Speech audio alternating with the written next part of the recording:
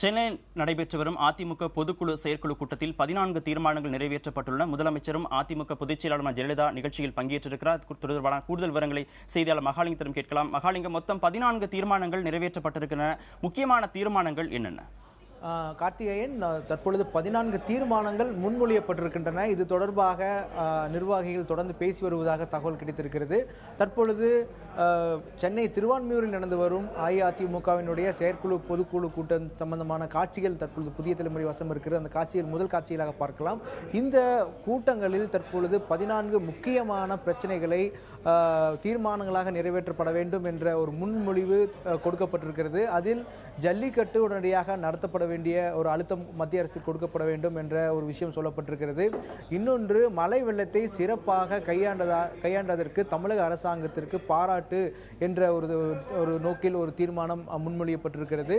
அது மட்டுமல்லாது மீனவர் பிரச்சனை குறித்தும் இந்த தீர்மான முன்மொழிவிலே சொல்லப்பட்டிருக்கிறது. இரு நாட்டு, அதாவது இலங்கை மற்றும் இந்திய இரு நாட்டு வெளியுறவு அமைச்சர்கள் தரப்பில் அமர்ந்து இந்த பிரச்சனையை அடுத்த கட்டமாக பேச வேண்டும் என்ற ஒரு தகவலும் சொல்லப்பட்டிருக்கிறது. இந்த 14 உள்ளிட்ட 14 தீர்மானங்களில் அடுத்த கட்டமாக நிர்வாகிகள் தங்களுடைய கருத்துக்களை தெரிவிக்க வாய்ப்பு இருப்பதாகவும் சொல்லப்பட்டிருக்கிறது. இந்த 14 தீர்மானங்கள் பெரும்பான்மையான தீர்மானங்கள் முன்மொழியப்பட்டு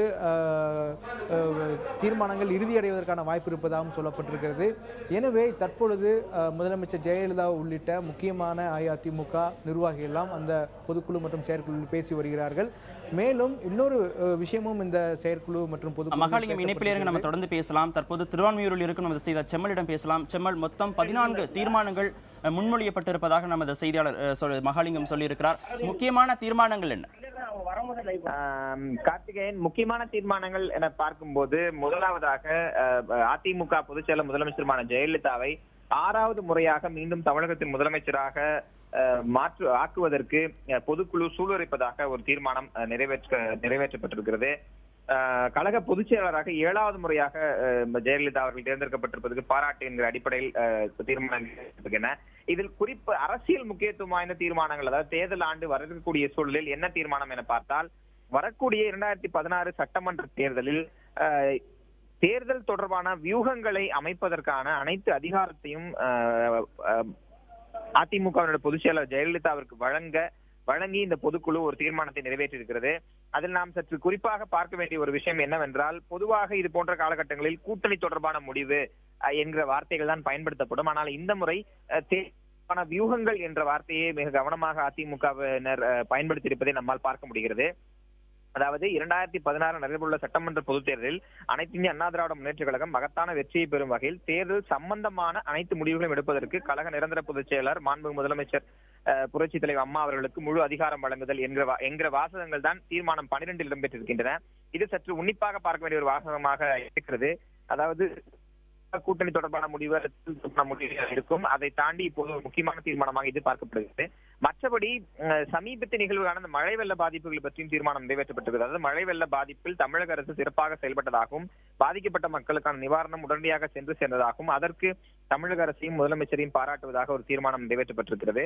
அதே சமயம் மத்திய அரசு இந்த மழை வெள்ள பாதிப்புகள் குறித்த நிவாரண தொகையை, அந்த உரிய நிவாரண தொகையை விரைவில் வழங்கிட வேண்டும் என்கிற அடிப்படையிலும் ஒரு கோரிக்கை நிறைவேற்றப்பட்டிருக்கின்றன.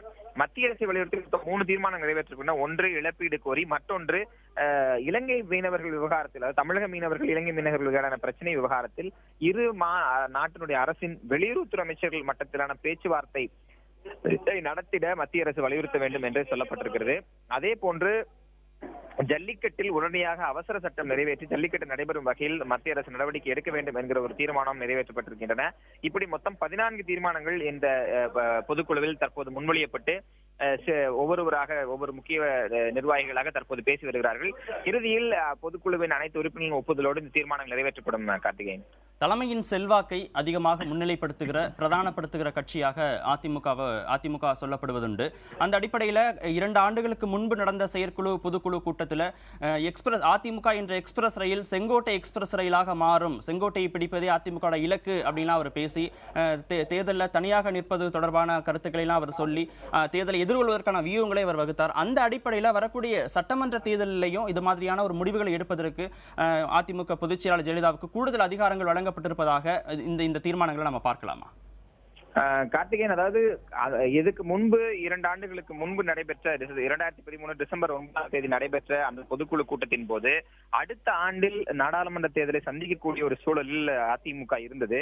அப்போதைய சூழலில் தனித்து போட்டி என்கிற முடிவை அப்போதைக்கு அதிமுக எடுக்கவில்லை.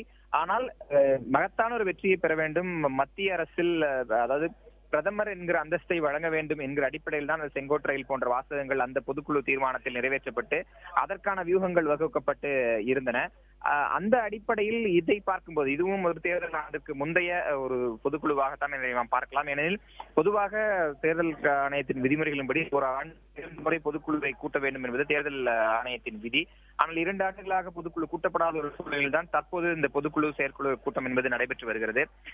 இந்த கூட்டத்தில் இந்த மொத்தம் 3 தீர்மானங்கள் இந்த தமிழக சட்டமன்ற தேர்தலை வலியுறுத்தி இருக்கின்றன. அந்த அடிப்படையில் இதை பார்க்கும்போது கூடுதல், அதாவது மிக கவனமாக இன்றைய சூழலை கருத்தில் கொண்டு இந்த தீர்மானங்களில் வாசகங்கள் இடம்பெற்றிருப்பதை நம்மால் பார்க்க முடிகிறது. பொதுவாக தேர்தல் சம்பந்தமான அனைத்து முடிவுகள் என சொல்லும் போது அது கூட்டணியாக இருக்குமா அல்லது தனித்து நிற்பதற்கான வாய்ப்பா என எந்த விதமான தெளிவான சமிக்கைகளையும் கொடுக்காமல் தேர்தல் சம்பந்தமான அனைத்து முடிவுகளும் என்கிற வாசகம் மிகவும் முக்கியத்துவம் வாய்ந்த வாசகமாகவே பார்க்கப்படுகிறது. கார்த்திகேயன், செம்மல், அதிமுக நிர்வாகிகள், முக்கிய நிர்வாகிகள், தொண்டர்களை சந்திப்பதற்கான வாய்ப்புகள் உங்களுக்கு கிடைச்சிருக்கும். எதிர்க்கட்சிகளுடைய குற்றச்சாட்டுகள் 110 விதியின் கீழ் அறிவிப்பை வெளியிட்டுகளை அந்த அறிவிப்புகளை நிறைவேற்றல, சட்டம் ஒழுங்கு பிரச்சனை, மின் தட்டுப்பாடு, முதலமைச்சருடைய உடல்நலம், இது குறித்தெல்லாம் எதிர்க்கட்சிகள் கடந்த காலங்களில் கடுமையான விமர்சனங்களை முன் வச்சிருந்தாங்க. இது தொடர்பாக அந்த கட்சியோட நிர்வாகிகள்கிட்ட என்ன மாதிரியான மனநிலை இருக்கிறது? இதை எப்படி அவர்கள் எதிர்கொள்வதற்கு தயாராகிறார்கள்? கார்த்திகேயன், அதிமுக தொண்டர்களை பொறுத்தவரை இந்த மனநிலை மாற்றம் என்பதை கடந்த சில மாதங்களாகவே நம்மால் பார்க்க முடிகிறது. குறிப்பாக அதிமுக பொதுச் செயலாளர் ஜெயலலிதாவுக்கு சட்ட ரீதியாக ஏற்பட்ட சிக்கல்கள், அந்த காலகட்டங்களில் அவர் பதவி இழந்திருந்த காலகட்டங்களில் இருந்த மனநிலை மாறி அவர் சட்ட வழக்குகளில் வெற்றி பெற்று மீண்டும் முதலமைச்சராக பொறுப்பேற்ற போது ஒரு வகையான மனநிலையும், அதைத் தொடர்ந்து அவர் கடந்த ஆண்டு அக்டோபர் மாதம் 16ஆம் தேதி அதிமுகவின் ஆண்டு விழாவை முன்னிட்டு தொண்டர்களுக்கு ஒரு கடிதம் எழுதியிருந்தார். தேர்தல் பிரச்சாரத்தின் தொடக்கமாக இந்த ஆண்டு விழாவை கருத்தில் கொண்டு நீங்கள் பணிகளாற்ற வேண்டும் என்று சொல்லியிருந்தார். அப்போதே அதிமுக நிர்வாகிகள் தேர்தல் பிரச்சார பணிகளை தீவிரப்படுத்தியிருந்தார்கள். பூத் கமிட்டி ஏஜென்ட்கள் நியமிப்பு தொடங்கி தெருமுனை பிரச்சார கூட்டங்கள், பொதுக்கூட்டங்கள் போன்றவை தீவிரமாக நடைபெற்று வந்தன. எந்த இடத்தில் இது ஒரு சின்ன தயக்கத்தையும் ஒரு நிறுத்தப்பாட்டையும் பார்த்தது என்றால் அது சமீபத்திய மழை வெள்ள பாதிப்புகள். இந்த மழை வெள்ள பாதிப்புகளின் போது அரசு மீதான விமர்சனம் என்பது எதிர்க்கட்சிகள் மட்டுமல்லாது தன்னார்வலர் பல்வேறு தரப்பினராலும் அரசு மீதான விமர்சனங்கள் கடுமையாக எழுந்த ஒரு சூழலில் ஒரு சின்ன கலக்கம் என்பது அந்த அதிமுக தொண்டர்கள் மத்தியில் பார்க்க முடிந்தது. இது தேர்தலில் எந்த வகையில் எதிரொலிக்கும் என்கிற ஐயப்பாடு தொடர்ச்சியாக அவரிடம் இருந்ததை நம்மால் பார்க்க முடிகிறது. 2ஆம் கட்ட தலைவரிடம் கூட இந்த சில ஐயப்பாடுகள் இருந்தன. இதில் விரைவில் இந்த சூழலிருந்து மீட்டு மீண்டும் பழைய சூழலுக்கு கொண்டு வர வேண்டும் என்கிற முனைப்பு அதிமுக தொண்டர்கள் மத்தியில் இருந்ததை நம்மால் பார்க்க முடிகிறது. அப்படி ஒரு சூழலில் 2 ஆண்டுகளுக்கு பிறகு முதல் முறையாக அக்கட்சியின் பொதுச் செயலாளர் தொண்டர்களை சந்திக்கிறார். சுமார் 2330 பேர் இந்த பொதுக்குழு மற்றும் செயற்குழு ஆகிய ஒட்டுமொத்தமான இந்த அமைப்பின் கீழ் வருகிறார்கள். அவர்களை அவர் நேரடியாக சந்தித்து பேசக்கூடிய விஷயம் என்பது அடுத்து வரக்கூடிய தேர்தலுக்கான முதல் முன் அறிவிப்பாக இந்த பேச்சை அவர்கள் பார்க்கிறார்கள். தற்போது இன்னும் சில நொடிகளில் முதலமைச்சர் ஜெயலலிதா பேச இருக்கிறதை நம்மால் இங்கிருந்து திட்ட நிகழ்ச்சியினரிலிருந்து பார்க்க முடிகிறது. அந்த பேச்சு தான் அடுத்து வரக்கூடிய தேர்தலில் எந்த மாதிரியாக செயல்பட போகிறது அதிமுக என்பதற்கான முதல் சமிக்கையாக பார்க்க போகிறோம். அதற்காகத்தான் இந்த பொதுக்குழுக்கு வந்திருக்கிறோம் என்று அவர்கள் தெரிவித்திருக்கிறார்கள். பொதுவாகவே அதிமுகவை பொறுத்தவரை தேர்தல் சம்பந்தமான முடிவுகளின் இறுதி முடிவை எடுப்பது என்பது அக்கட்சியின் பொதுச் செயலாளராக இருக்கக்கூடிய ஜெயலலிதா அவர்கள் தான் இறுதியான முடிவை எடுப்பார். அவரது முடிவை பின்பற்றக்கூடிய வகையில் தான் அந்த கட்சியின் அமைப்பு என்பது வடிவமைக்கப்பட்டு தற்போது செயல்பாட்டில் இருந்து வருகிறது.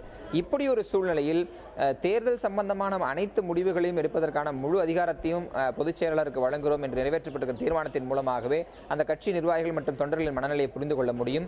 மீண்டும் வெற்றி பெற வேண்டும் என்பதை வலியுறுத்தக்கூடிய வகையில் தான் 6வது முறையாக அவர் முதலமைச்சராக பொறுப்பேற்பதற்கு பணியாற்ற வேண்டும் என்று தொண்டர்களோடு சேர்ந்து சூளுரைப்பதாக அந்த பொதுக்குழு தீர்மானத்தை நிறைவேற்றியிருக்கிறது.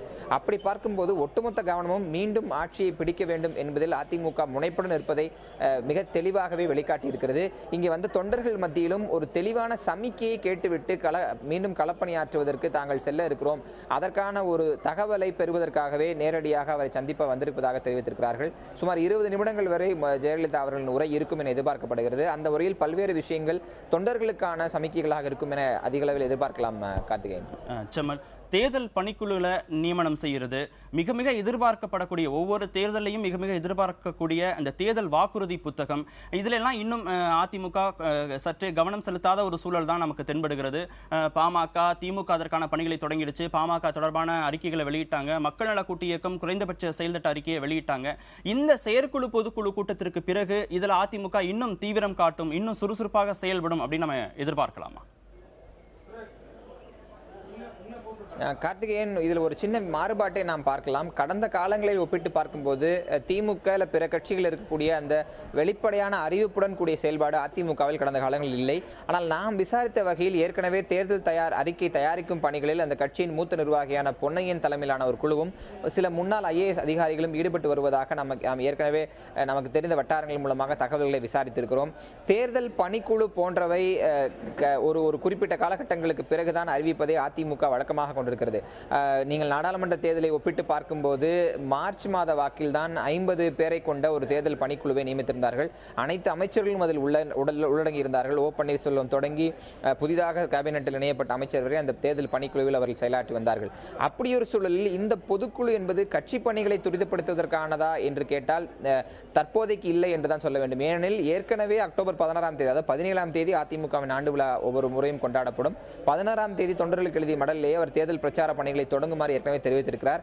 ஏற்கனவே அரசின் சார்பாக இந்த அதிமுக அரசின் 4 ஆண்டு சாதனையை விளக்கி ஆங்காங்கே வாகனங்கள் சென்று கொண்டிருப்பதை நம்மால் பார்க்க முடிகிறது.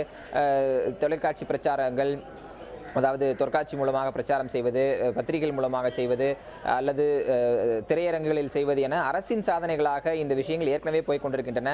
அது அதிமுகவிற்கான ஒரு பலமாகவே பார்க்கப்படுகிறது. இப்படி இருக்கக்கூடிய சூழலில் பிற கட்சிகளை ஒப்பிட்டு பார்க்கும்போது வெளிப்படைத்தன்மையோடு தேர்தல் பணிகளை அதிமுக தொடங்கிவிட்டதா என்றால் இல்லை என்றுதான் சொல்ல வேண்டும். ஆனால் மறைமுகமாக பணிகள் தொடங்கிவிட்டன என்பதுதான் நாம் விசாரிக்கக்கூடிய இடங்களிலிருந்து நமக்கு வரக்கூடிய தகவல்களாக இருக்கு. கார்த்திகேயன், பொதுக்குழு கூட்டத்தில் இன்னும் சற்று நேரத்தில் அதிமுக பொதுச் செயலாளர் ஜெயலலிதா பேச இருப்பதாக சொன்னீங்க. தொடர்பான செய்திகளை மீண்டும் உங்களிடமிருந்து சேகரிக்கிறோம். தற்போதைக்கு நன்றி. தொடர்ந்து செய்தியாளர் மகாலிங்கத்திடம் கேட்கலாம். மகாலிங்கம், அதிமுக அரசுக்கு எதிரான மனநிலை இருக்கு அப்படின்னு எதிர்க்கட்சிகள், மக்கள்கிட்ட இருக்கு அப்படின்னு எதிர்க்கட்சிகள் குற்றம் சாட்டி வராங்க. இதை உண்மை அப்படின்னு நம்ம தெரிஞ்சுக்கலாமா, புரிஞ்சுக்கலாமா? இல்ல அதிமுகவுடைய இந்த கடந்த 4.5 ஆண்டுகால சாதனைகளாக பார்க்கப்படக்கூடிய அந்த அவங்க தரப்புல இருந்து சொல்லக்கூடிய அம்மா உணவகம், அம்மா மருந்தகம், இலவச மடிக்கணினி, விலையில்லா பொருட்கள் அப்படிங்கிற அந்த மாதிரியான விஷயங்களை அவர்களுடைய சாதனைகளாக பார்க்கலாம். என்ன மாதிரியான மனநிலை மக்கள்கிட்ட இருக்கிறது? நிச்சயமாக கடந்த 4.5 வருடங்களில் பல்வேறு தரப்பு மக்களும் பல்வேறு தரப்பு மனநிலையோடு இருந்ததை, ஒவ்வொரு சூழ்நிலையும் இருந்ததை பார்க்க முடிகிறது. குறிப்பாக தமிழகத்தை புரட்டி போட்ட மழை வெள்ளத்திற்கு முன்பு பல்வேறு விஷயங்கள் எல்லாம் அரசியல் பிரச்சனையாகவே பார்க்கப்பட்டது. ஒன்று ஊழல் குற்றச்சாட்டுகள், இன்னொரு பக்கம் அரசினுடைய செயல்பாடுகள் இன்னும் முழுமையாக இல்லை அப்படிங்கிற ஒரு குற்றச்சாட்டு இருந்தது. வெள்ளத்திற்கு பிறகு வெள்ளத்தை சரியாக கையாளவில்லை, வெள்ளத்தால் நிவாரணங்கள் என முழுமையாக வழங்கப்படவில்லை என்ற ஒரு குற்றச்சாட்டு இருந்தது.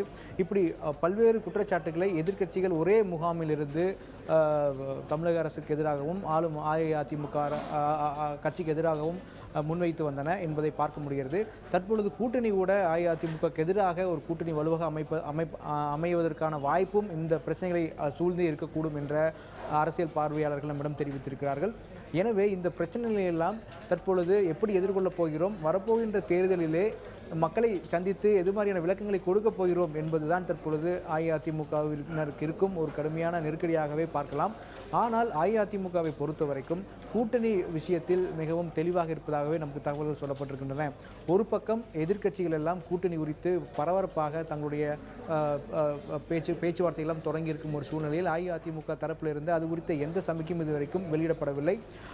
மேலும் தங்களுடைய வாக்கு வங்கி வலுவாக இருக்கும் பட்சத்தில் இது குறித்து பொறுமையாக முடிவெடுக்கக்கூடிய காலகட்டம் என்பது இன்னும் வரக்கூடிய வாய்ப்பு இருப்பதாகவும், எனவே காலம் இன்னும் நமக்கு அதற்கு கூட்டணி குறித்து முடிவதற்கான காலம் என்பது இன்னும் கனியவில்லை என்ற ஒரு போக்கிலேயே அஇஅதிமுக தலைமை இருப்பதாகவே வட்டாரங்கள் நமக்கு செய்திகளை தெரிவிக்கின்றன. மேலும் மக்களுடைய மனநிலையை புரிந்து கொள்வதற்கான ஒரு கால அளவும் நமக்கு இருப்பதாகவே அஇஅதிமுக தரப்பில் தெரிவிக்கப்பட்டிருக்கிறது.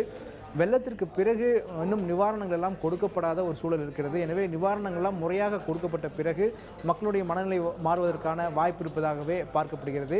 எனவே அதற்கு பிறகு எது போன்ற ஒரு மனநிலை இருக்கிறது, எது போன்ற அரசியல் களத்தில் அந்த மனநிலை எப்படி எதிரொலிக்கக்கூடும் தேர்தல் களத்தில், இப்படி பல்வேறு விஷயங்கள் எல்லாம் கருத்தில் கொண்டு அதற்கு பிறகு தேர்தல் குறித்த ஒரு முழுமையான வியூகத்தை அஇஅதிமுக தரப்பு வகுக்கும் என எதிர்பார்க்கலாம். கார்த்திகேயன்.